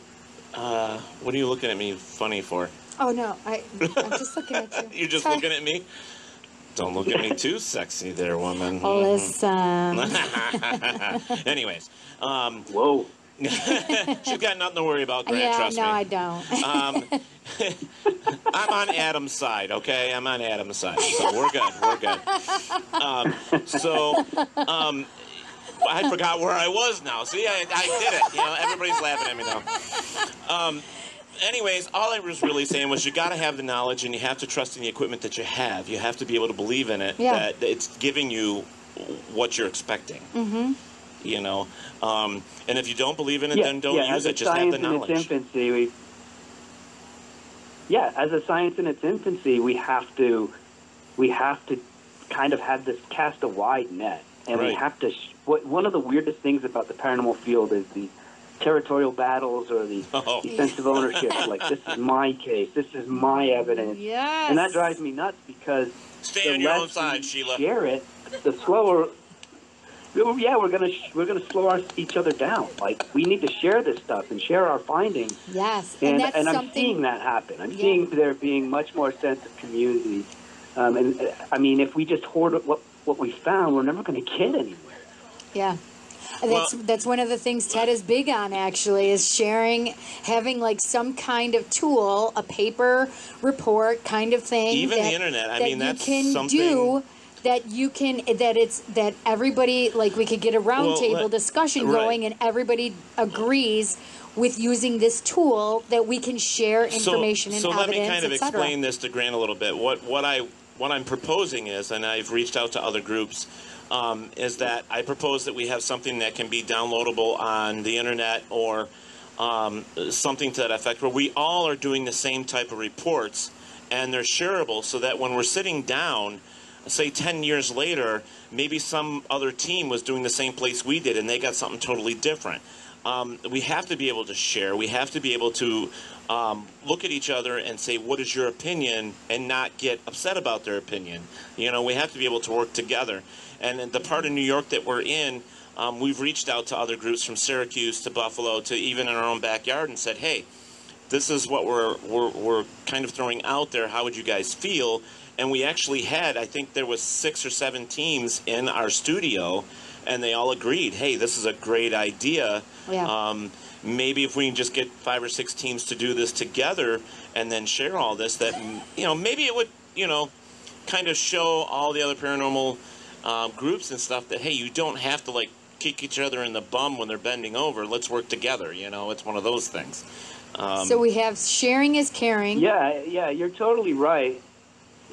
But there's an inherent problem I found with trying to standardize things too much, is that as a science in its infancy, if we restrict people too much, then we don't make that progress. And so it has to be like a living, flexible thing that bends and grows as people, you know, move and discover stuff in the paranormal. So it's a tough thing. And people ask me all the time, how come there are no standards? Why can't you? And it's like, you just can't. Number one, it's really hard to validate everything you find in a way that, like, I don't know, it's really hard to standardize it because we need that flexibility. Right. And if you standardize it, who's going to enforce it? Who's going to withhold the standards? It's tricky in a field where people are mostly volunteers. You know? Right. True. Right. And but see, what I'm kind of looking at is, when it comes to the future, is that maybe when things start, we can start proving things. Maybe when we can start saying, okay, well, now we've got this tiny piece of the puzzle, then maybe things can happen to where we can, you know, standardize things. But as it goes right now, we do need the freedom to be able to investigate the way we do. But I think we need to do it respectfully to each other as well as your own teammates. And just, you know, it's all about information. And that's what it really comes down to. Mm-hmm. Is you got to be able to take the information that is given and share it so that everybody has it. I mean, that's the way I look at it anyways. Yeah. You know, it has to be. And that's the other problem is garbage in, garbage out. You know, you don't, the information is only as good as the people are skeptic and, you know, level-headed, and, you know, it's a really tough thing. It's something I've struggled with for a better part of my career. Right. Is how do we try to get standardization? But there's just so many obstacles. I think it's too early. Yeah. You know, it's like picture the medical field in its infancy. People are doing crazy, weird stuff. But because I'm going to cut you open. Their own thing, it did come together, and now we have standards. Yeah, and that's, now I'm going to mention this real quick because I think it's an amazing thing, and I kind of wrote this down because I didn't want to forget, and I'm going to bring this up, and let me get to my little page. One of the things that I think is fantastic that's happening right now, and it's going on its 3rd year, is the world's largest ghost hunt. Yeah. Okay? I mean, they have 140 teams right now, and I have to tell you, across the world, folks, not just the United States, across the world. Across the world. In fact, internationally right now, Australia has 5 locations that are involved. Canada has 13. England has 4. India has 2. Ireland has 1. Malaysia has 1. Mexico has one, Philippines has one, Scotland has one, South Africa has one, and Sweden has one. So there's 31 locations that are out there internationally that are actually involved with this. That's and awesome. That's only 31 out of 140. So 109 locations in the United States are actually involved with this. And they actually, are sharing information. They're working as one large team. And I commend Maria for doing that. I think it's fantastic. And more, I think if more people got involved in stuff like that, maybe would get some answers, and especially if they're sharing stuff, And we got to start somewhere. And maybe that's a good start, Yeah, we got to do something, and we'll only learn if we try. So, if we try and fail. So we'll see. I mean, we'll go and we'll work through the bumps. But I love that concept. I think it's great. But we have to take it all with a grain of salt. Yeah, right now. Yeah. So I have more questions though for you. So, are you still co-owner with Jason for the Spalding House? The Spalding Inn, excuse me. I think that's gone. No, so we sold that a while ago. It was about 4 hours from us, and we loved the place, and it was very active. We were starting to build good relationships with the entities there, where we could joke with them, and they would help us out, but it was really hard to find good help. I mean, we had great help, most of them, but some of them, it was just tough. It was just tough to really run that place from that far away. I think you have to live there, do a Bob Newhart and live there and run it for it to work. Yeah. Yeah, So I really wanted to go. Right? Yes. There was ghosts and stuff there? Yep. And yeah, it was. I mean, there were stories and stories, and we would ask the entities for stuff. Like, we just kind of shout out, and stuff would appear. I remember one time Jay and I were hanging the TV in the lobby, and we didn't bring the right tools to do that. So we were kind of janking it around with, wrenches instead of socket wrenches, and it wasn't working. And we were looking around, the inn when we bought it had all sorts of stuff in it. So we were looking around. There were tools all over the place, but we couldn't find a socket wrench.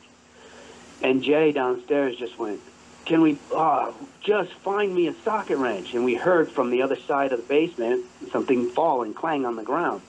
We're like, what? And so we go and we look, and sure enough, it's a socket wrench with the right size bit in it, or whatever you call it.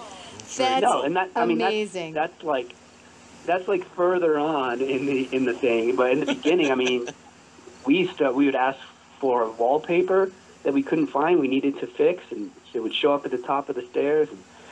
And it got to the point where, of course, we said, I need $1 million, right? Of course, we wouldn't do that. So, it just wouldn't produce it. Here comes a bunch of change. A bunch of change started showing up all over the place. And we just said, hey, we were just kidding. Like, don't worry about it. That's amazing. And you know what pops in my head? Red rum. Red rum. Oh, God. Red rum. Yeah. Red rum. Yeah, that's right. Jack. So I got to tell you that we had Steve on the show, and he is an amazing guy, and what a sense of humor. Oh, yeah. Oh, my gosh. Well, he's amazing. always pulling pranks. I love the fact that he is not afraid that when he sees a spider, he screams louder than any girl that I know. Yeah. Oh, yeah. That's so funny. So do we have any more questions out in the He's a good audience guy. here? I mean, he wouldn't be on our team. That's right. That's right. Anybody else have any questions for Grant? No? I'm looking around. I can't really Can't see. Any appearances? Do you have any events and appearances coming up here in New York? In New York? Yes. I don't think so. Not New York specifically. I've got one in, it's not really too close, but Pennsylvania at Penhurst. That's not too far. It's a few hours away. 18th and 19th. Yeah, August 18th and 19th. PenhurstParacon.com. That's going to be a good one. John Zaffis will be there too. And I'm all over the place. That's Nothing awesome. in New York, though. Come on, New York. What's going on? Yes! We could have you at the Syracuse. Hey, well, if we can what do you guys think about bringing them to Rochester Winter Parafest? Yeah! Wouldn't that be awesome? Yes, duh. What? Just let them know. We need that $1 million now. Well, I do. Oh, right. That's how much it costs. Well, I do have. I have a couple more. No, go for it. Go so for there's it. some. You know, we have Grant here, and he's pretty awesome. He actually, he actually is part of a games company. Did you guys? Were you aware There's a of train that? coming through. Can you hear the train? Can you hear the train? Yeah. Yep, I hear. So your games company, Rather Dashing Games, that's pretty awesome. How did you get involved with that? So my best friend since I was 5, his name is Mike Ritchie. He's a very talented game designer, and he'd been working with another company designing board games for them. And one day we were camping, sitting around the fire, and he said he was kind of sharing his frustrations working with someone else. Mm-hmm. And I said, well, what's stopping you from branching out on your own? Start your own company. And he said, I need an artist and I need capital. And I looked at him like, hey, moron. And he goes, slaps his forehead in a V8 moment, and we go, we could do this. I got both. Let's go. And so we did, and we've been doing it for, I don't know, a while now. And I help. Mike always comes up with the games. I might have a mechanic or something, but he brings a game to me, and he's speaking in math and all this stuff, and I have to play this game, and my job is to improve the game, help him improve it, but also find what we call lore. What kind of world does this game fit in? So I have to help come up with, the theme of the game, and then I do all the artwork for the games. So it's been a blast. I mean, drawing with a purpose is awesome for an artist. Right. I couldn't be happier. Right. Mm-hmm. Right. Well, I think it's awesome that you found another, outlet or something else, I thought that was cool as hell. I did too. I mean, when I heard about it, I'm like, really? Ghost Hunter to game developer? It was amazing. It's kind of cool. But it's because... Well, I mean, before Ghost came into my life when I was, this whole paranormal journey started when I was 15. Before that, I taught myself to play guitar and piano, and you're a musician, yes. Ever since I could hold a pencil, and lucky I was you an artist. And so paranormal was always kind of a hobby thing on the weekend, right. Doing the investigations. But I mean, with my experience, it kind of took over my life, and so right. everything else kind of took a back seat. And with Ghost Hunters, that's pretty far to go with my paranormal. Well, with the ghost side of my paranormal interest, and then I wanted to bring back my other talents. I wanted to do these other things because they, like you said before, they kind of rust and fall apart if you don't use them. Right. Right. So, but they're all part of my life. They're all my hobbies. They're all things I love to do. I gotta know that, when you first started out doing this stuff, I mean, I know a lot of us did. I mean, and first off, you got lucky you were 15 when it started for you, because some of us started really young, living in certain places and experiencing things. But at 7 years old, it was kind of scary, but kind of... yeah, that's you, right? Yeah. So what I wanted to say was kind of on the flip side of that, when you were younger doing your, getting into this, doing your research and stuff like that, how often did you go to, graveyards and stuff, and did you have anything that's, sticks out in your mind that really just was so hysterical, and, you scared yourself or something like that that you could share with us? Well, yeah, when I was 15, like I said, I had stuff happen to me that was very outside the normal of paranormal, but still paranormal. And trying to figure out what it was, I delved into everything. And I had, thankfully, 2 good friends to help me realize I wasn't going crazy. But one night, we were at my friend's house and camping, and, we just pitched a tent in the backyard, and we figured his parents had fallen asleep. But just in case, he had a little keyboard, and we sampled ourselves snoring and put a shoe on it so that it would play snoring. We snuck out and went down the road to the local graveyard. Oh my God, that's awesome! And, yeah, so we went over there. We would do stuff like that all the time. And we went over there and we were talking. My friend Chris and I were looking at the graveyard. We had poked around in it, and it felt a little weird. And my friend Mike's back was to the graveyard, and we're sitting there talking and just kind of, musing on what the heck all this stuff could be that we've been experiencing. And all of a sudden, my friend Chris and I see over the shoulders of our friend Mike this apparition come up from behind a tombstone, kind of spread its arms wide quickly, and then went back down as if it got sucked back in. Oh my God! And we were like, "Whoa!" And we just took off. Right? We took off. My friend Mike had no idea what happened. He's standing there. But that stuff, I mean, back in that day, man, we used to use Legos to build traps, with magnets, and we did all sorts of stupid stuff. But that's how you learn. And I just didn't have anywhere to turn back then. Yeah. And I started reading books and everything, and you read these books and you realize, hey, this isn't really how it is, or this is just conjecture, or this is just regurgitation of other ideas. And so you realize I'm not going to get anywhere unless I put myself in these situations. Right. So you suck it up and you go. And, yeah. I have no idea the stuff we did. That's awesome. I was thinking of some of my earlier cases where you guys remember what an Etch-a-Sketch is, and you could get the magnetic shavings. Oh, heck yeah, you used to bring those all the time. Yeah, there was a few times that we took them apart. Like, my mom bought us these Etch-a-Sketches, right? So here I am in the bedroom late at night with a screwdriver breaking the glass to get the and I cut my finger in the morning. My mom's like, "How'd you cut your finger?" I don't know. And then come to find out, I had all the the shavings. I had them in a little cup, and I was like, okay, I'm gonna go. We're gonna go out to the field, and over the field and into the cemetery, and we're gonna put these, on the little walk path there, and we're gonna ask the ghost to come and play with the Etch-a-Sketch, magnetic shaving, so we could, see if it's there. And so we scared the hell out of ourselves. We put this stuff across, right? Now I use magnetic shavings now, but just as a kid, I mean, we put this stuff down, and you don't think about the wind, you don't think about owls, you don't think about a fox, you don't think of stupid things going on. And so we're out there, and I mean, I must have been 10 years old, 10 or 11, and I'll bet you I shit my pants. I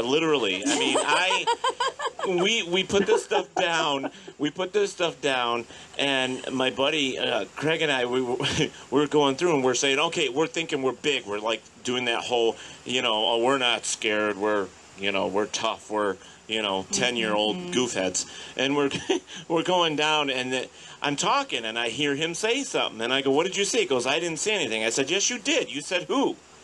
And it kind of went with my story. And I'm like, "No, I didn't say anything." I'm like, "Okay, whatever." So we kept going, and then when we got back to where the shavings were all moved. So we're thinking, okay, cool. Well, as we're going, here's this owl in this damn tree, right? So I figured that's what was answering me.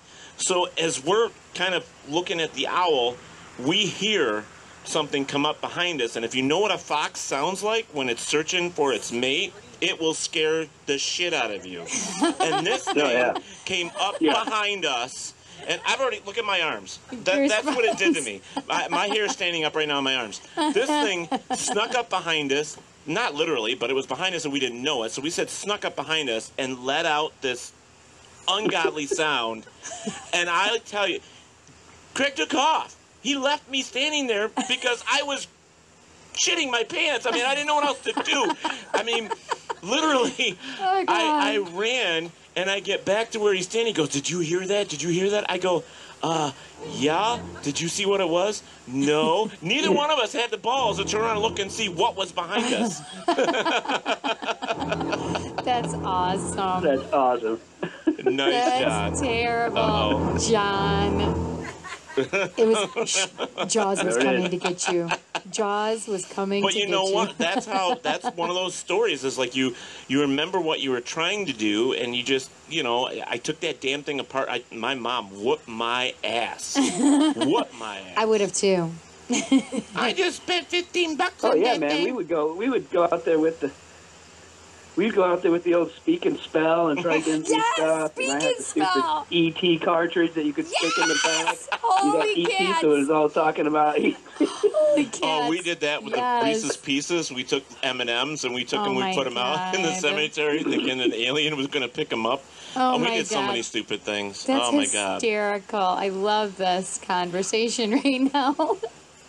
I have a picture. I have a picture that I've been looking for, for probably about 15 or 20 years, since before Ghost Hunter. That it was me, and I found it. I just found it a couple weeks ago.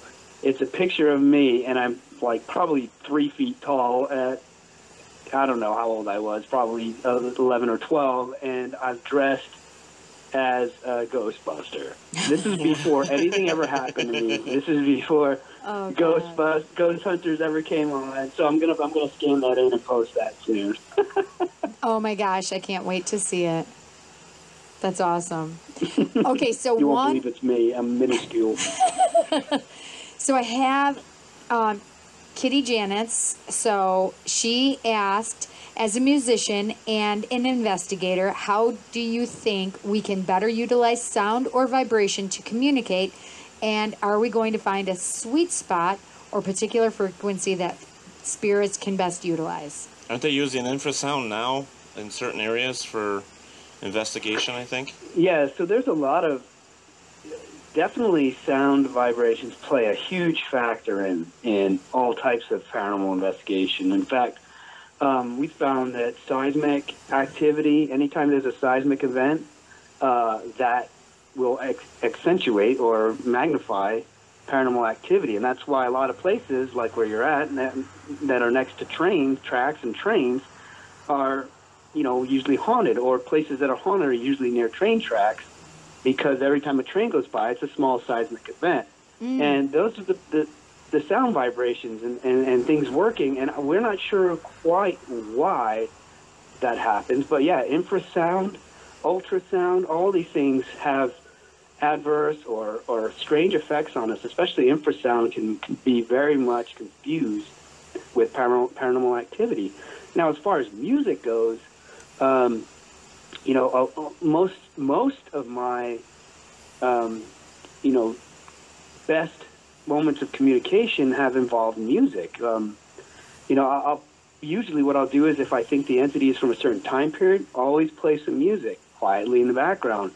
And I do this because, I've worked with dementia patients, and that's what kind of brings them back to reality, or brings them some comfort, is music that they used to listen to, and things like that. And it plays a huge factor in. In fact, one time I was doing an event at the Queen Mary, and we were in the pool area of the ship out there in Long Beach, and there was just probably, 6 to 10 of us there, and we had a meter going. We were having flawless communication with control questions and everything. We seemed to be talking to a little girl, and every once in a while the conversation would stop. We were using a K2 meter back then, and the lights would just go. Now, we're in the middle of a ship. Everyone's phones, they put them out there, turned them off. Nobody was setting this thing off. And every once in a while, the lights would just flutter, and everyone's just like, and wait for it to stop, and then start talking again. And I started watching these lights, and I realized they were in a rhythm. And I'm like, this is the same rhythm every time.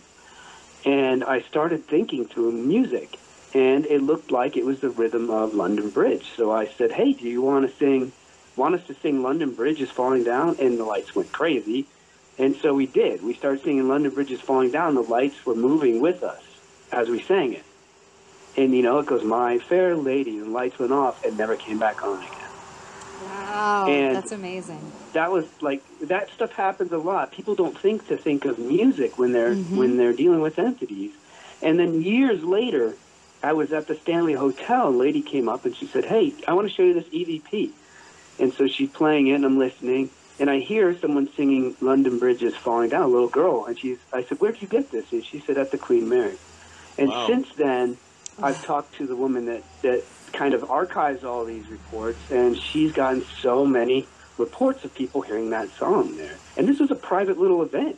It's just crazy. Like, music is absolutely key. In fact, I donated some of my songs to a CD someone did. They had a project of songs that you could play. It's a CD you can buy of songs you can play during investigations to elicit certain responses or to try to...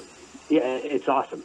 Yeah. That's fantastic. We use, like, with GBPI for Virgin House, because of Cindy's father passing, he used to love old country. So we would actually play some of the old country stuff to see if we could get him to interact with us. And we've done that in certain places, playing the Indian drums, Civil War reenactments. We've tried, certain things. In fact, the new one I want to try, hey, John, play it for me, will you? I want to use this one. Just listen up. I love this, Grant. This is for you.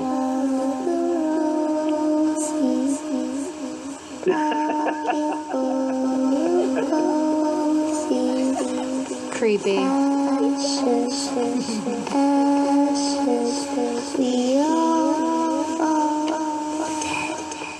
Dead. No. I love it. Dead. Right. Perfect.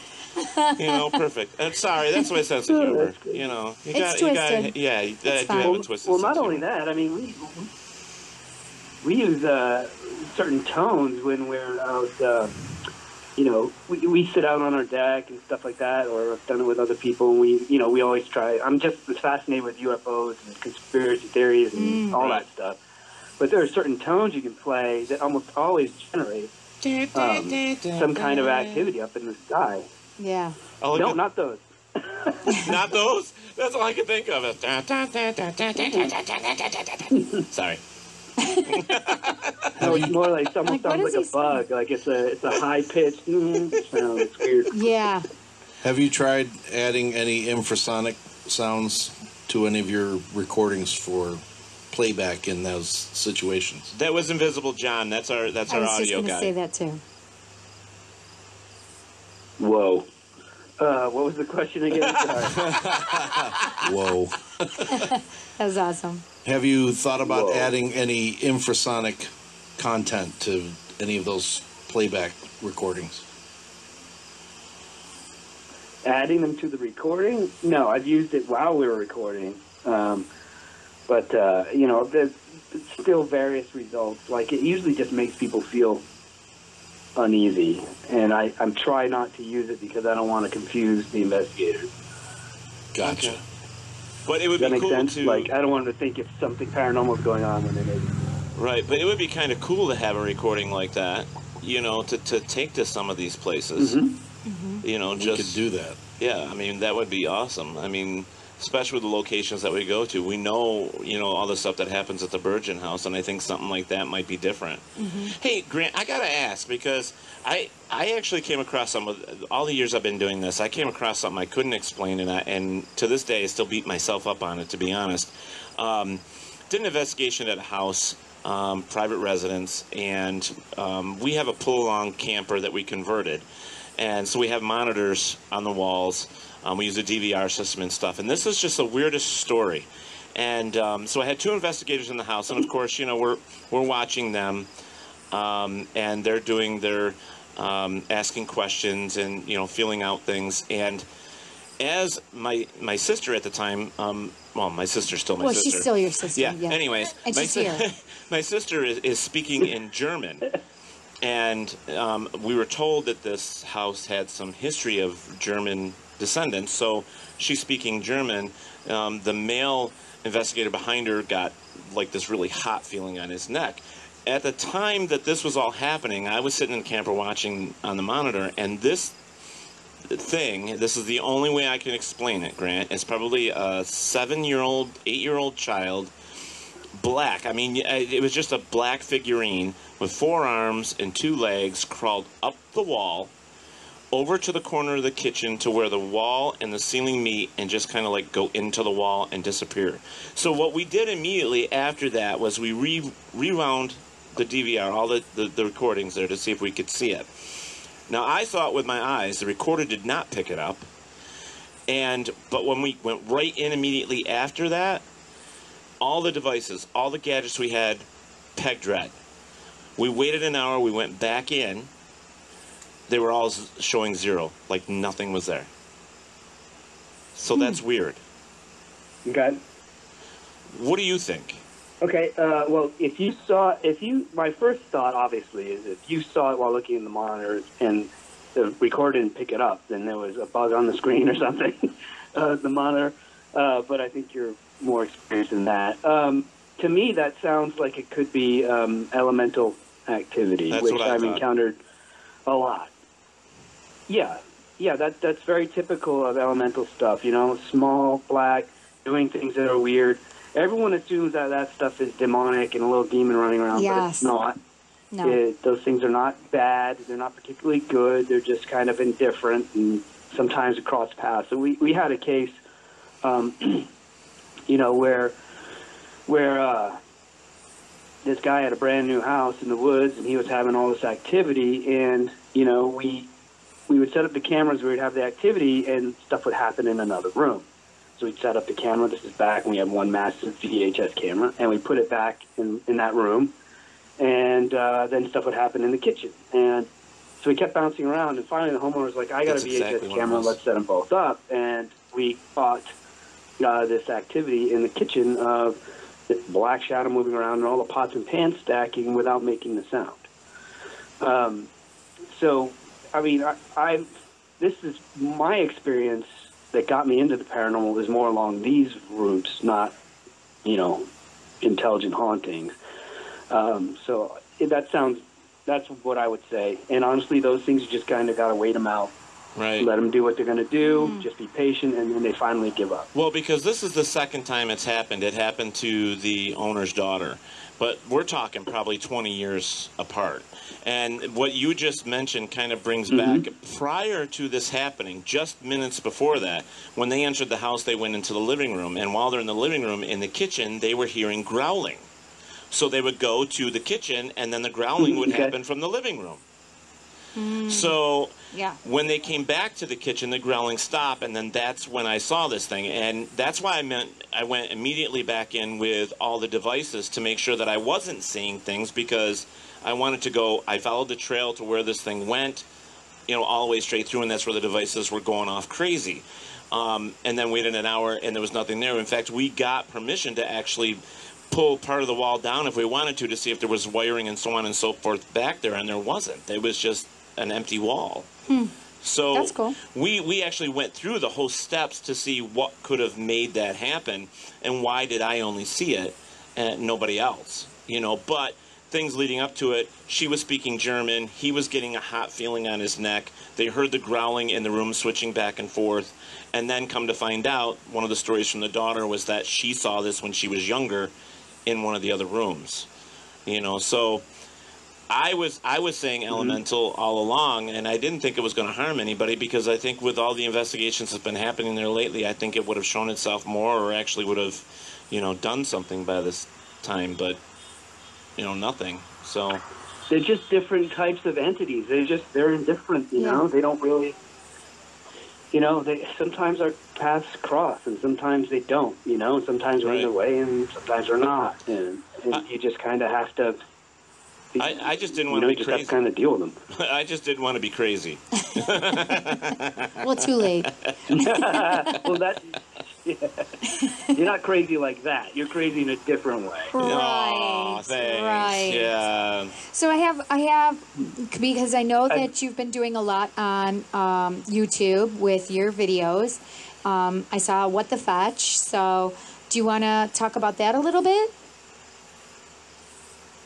Yeah, so like I said, I couldn't get anywhere with the TV guys. They just didn't understand. So I was like, for years I wanted to do a brain dump book. Like, I just wanted to get everything in my head organized and out there for people, to see and understand the way I see it all. Because I feel like I see it differently from a lot of people. I mean, I overlap with a lot, but I still have kind of different views. And I feel like, I wanted to keep my voice out there. I want to let people know I'm still part of this community. I'm still investigating homes. I'm still helping people. I'm still trying to break through. And I figured, a book is, once you write it, it's there, and it's unchanging, And I don't even know where to start. you know. And so I started doing. I said, you know what, YouTube, it's great. I can do it how I want. The videos are as long as they're going to be. There's no one between me and my audience. I can do it however I want. Yeah. And I can link videos to each other and organize them, and people can watch them in whatever order they want. And it just seemed to make a lot of sense. And so, you know, I buckled down and did it. So it's, youtube.com, the Grant Wilson, because Grant Wilson wouldn't give up whoever that is, wouldn't give it up. So that would be the Grant Wilson. But we're just kind of getting started. You know, there's more content planned for the channel, and the subject matter is absolutely going to expand beyond ghosts. But I had to start, you know, with the ghosts and all that, and so I could meet people where they expect me to be, and then the boundaries beyond that. So I love it's gonna be it. a lot of fun. Yeah, sounds great. Sounds awesome, actually. I'll have to check it out because I haven't yet. So yeah, that'll be cool. I was watching some of them. I just wanted to say before we get none of it's done with doom. Sorry, no, none of go it's for done with doom and gloom. It's all light and fun, and right, cool. And you know, I just don't see it that way. So check it out. You'll have fun. That's cool. I love it. I just want to mention here real quick because I know it's getting really dark and people are going to be wanting to leave here pretty soon. That August 11th, I want you guys to join us. We're going to be at the Scottsville Car Show. Yes. This is where the photo was taken with the mysterious figure. Yep. In the photo. And the results will be given. And the results will be given at that point. Yeah. And that's at 10 a.m. till 5 p.m. That day. What else? Come on out. Check out a car show, classic car show. It's pretty cool. You know, there will be other vendors there as well. August 13th, that Monday, our special guest, and this is cool because I really want to know why he named himself the military medium. So we actually have Dean McMurray on the show. He is a military gentleman, and he uses his ability to help other, I'm going to guess, military people. That's fantastic. You know, and we'll see what happens there. That's really cool. Yeah, I think that's awesome. At this point, I think pretty much we're Grant, we hope you had a great time with us. I mean, we hope you enjoyed yourself. What are your social media? I did. Yeah, it was a lot of fun. A lot of fun. I got to get up to New York. Yes. New York, you guys. Come on.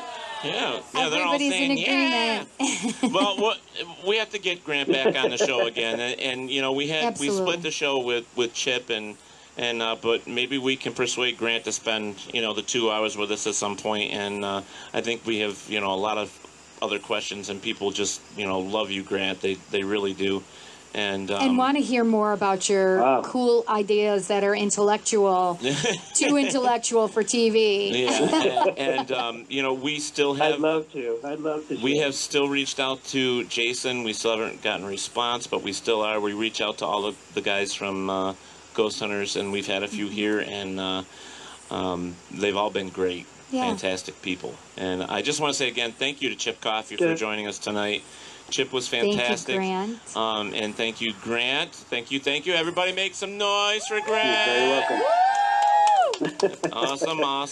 But thanks, guys. So the social media outlets that you would like to throw out there for everybody that they can see you and catch you on?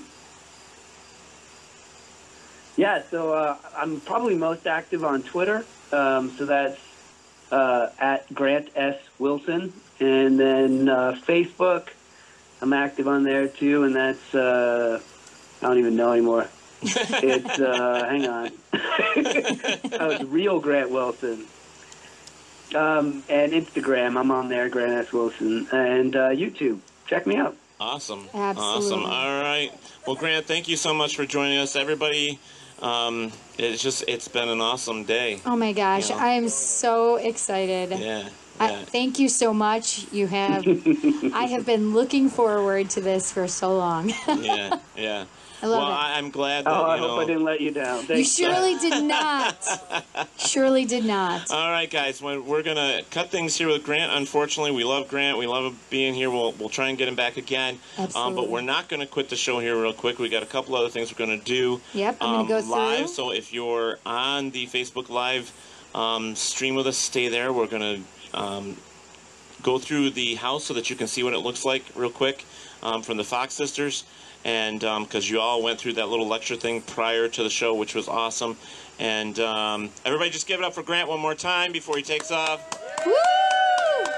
All right. All right. Thank God. Thank you so Grant. Thank you so much for much. joining us. We appreciate it, buddy. Absolutely appreciate it. Have a great night. Thanks for having me. Take care. Yeah, Take take care. care.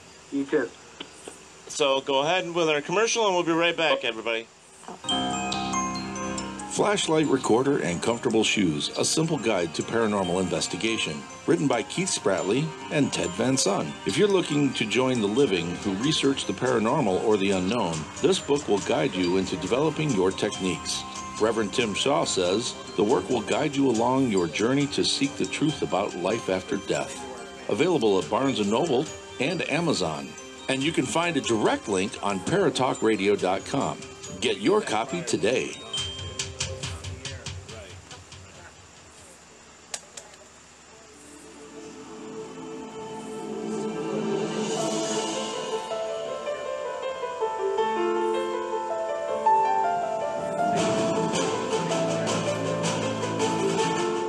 Hi, I'm Psychic Cindy, and since I was a young girl, I have been able to see, hear, feel, understand, and sometimes smell Spirit guiding me to guide you. Through the years, I have helped many clients receive messages from Spirit to aid in their growth of self-love, healing, and also to receive guidance towards steps for the future. Sometimes Spirit doesn't always give you what you want, but they always give you what you need. Do you have an open mind to listen to the message? If the answer is yes, I would like to be there for you in your journey. I offer many services such as psychic medium readings, spiritual counseling, spiritual life coaching, regression, past life regression, and more. If you're ready to know how much healing and clarity you can receive, how much trust you can have, how much love you can feel, or even how inspired you can become, please set an appointment. You don't have to be local to get a message from Spirit. You can Facebook me at facebook.com/Psychic Cindy, email me at thepsychiccindy@gmail.com, Instagram, thepsychiccindy, Twitter, @PsychicCindy1.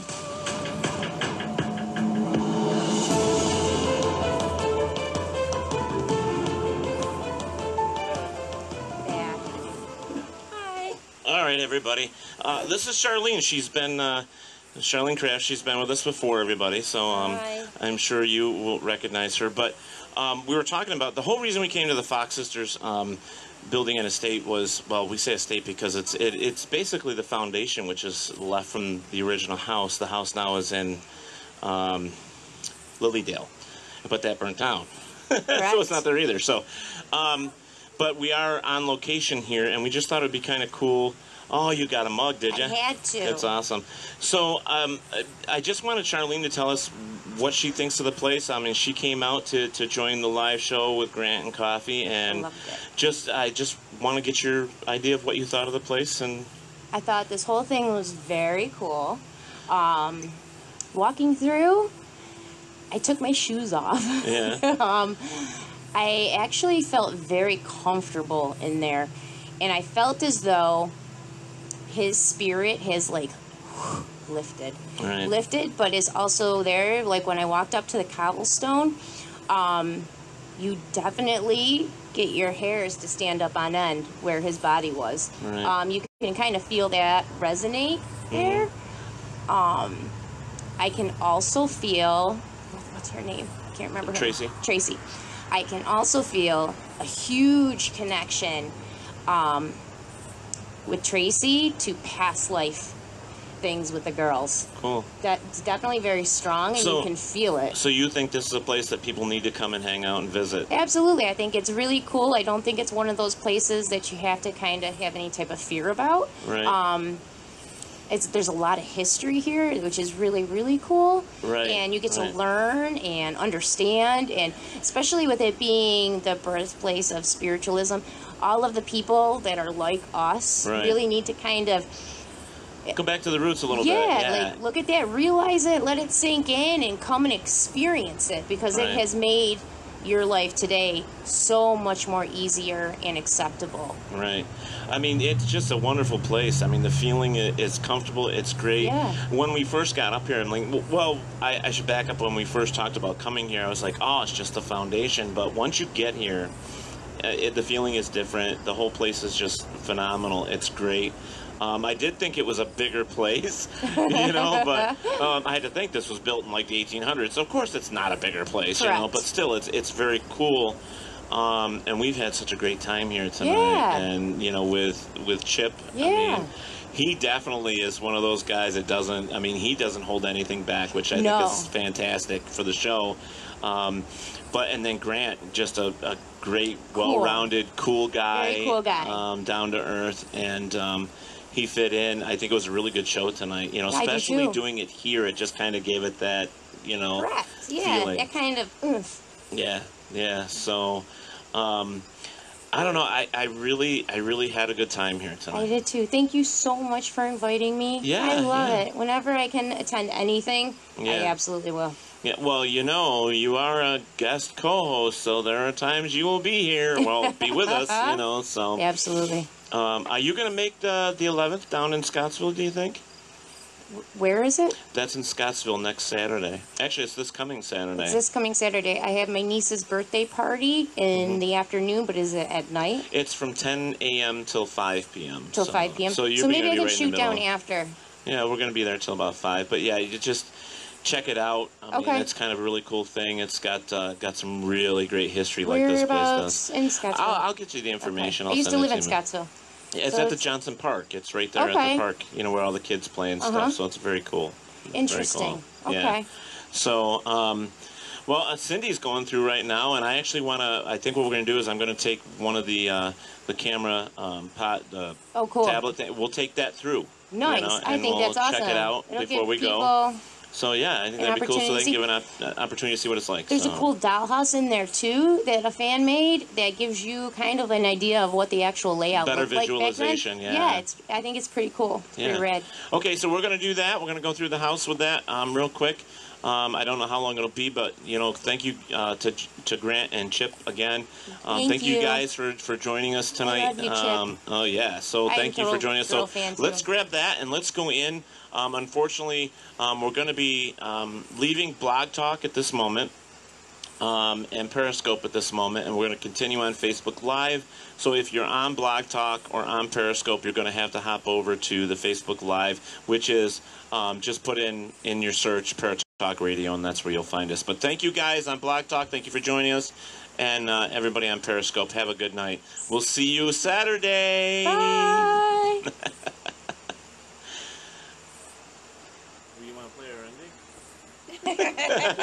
Yeah. Yeah, just yeah. Well, did you want to say something? Well, we're going to walk through with Facebook. You've been listening to Paratalk Radio with Ted Wolf and Psychic Cindy. Catch us next Monday when we will bring you another fantastic guest. Thank you to our guests, our sponsors, and J. Wolf Productions. Be safe, be good, and remember, wherever there is darkness, there is always the light. ParatalkRadio.com.